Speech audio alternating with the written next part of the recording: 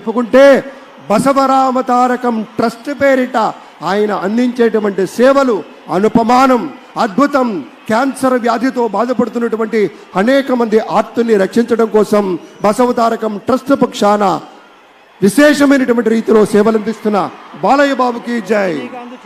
అలాగే మన తమిళనాడు నుంచి ప్రత్యేకంగా విచ్చేసినటువంటి గౌరవనీయుల శ్రీ రజనీకాంత్ గారు విచ్చేశారు, నిరాడంబర యోధుడు.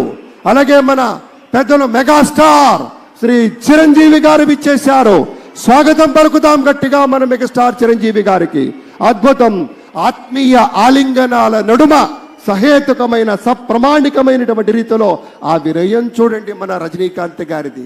ఎంత ఎత్తుకెదిగినటువంటి గొప్ప కళాకారుడు అయినా కూడా వదిగి ఉండేటువంటి ఆ మహనీయులందరికీ స్వాగతం పలుకుతున్నాం. It gives us great pleasure to welcome Talaiva superstar Rajnikant Garu and Lata Rajnikant Garu to Andhra Pradesh for this momentous occasion.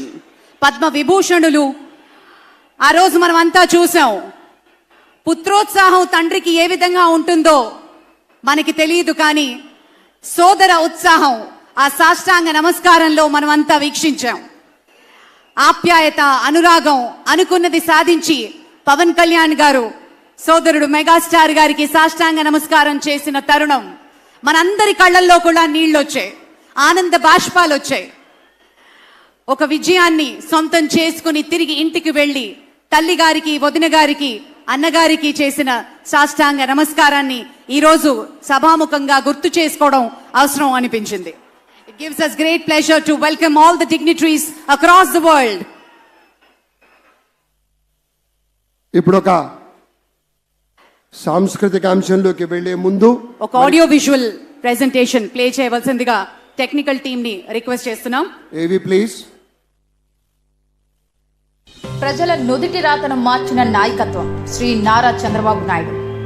Chittoor జిల్లా నారావారిపల్లెలో శ్రీ ఖజ్జూర నాయుడు, శ్రీమతి అమ్మనమ్మ దంపతులకు 1950 ఏప్రిల్ 20న జన్మించారు శ్రీ నారా చంద్రబాబు నాయుడు గారు. విద్యార్థి దశలోనే నాయకుడిగా తన ప్రస్థానాన్ని ప్రారంభించిన చంద్రబాబు గారు 28 ఏళ్ల పిన్న వయసులోనే చంద్రగిరి శాసనసభ నియోజకవర్గం నుండి ఎమ్మెల్యేగా గెలుపొంది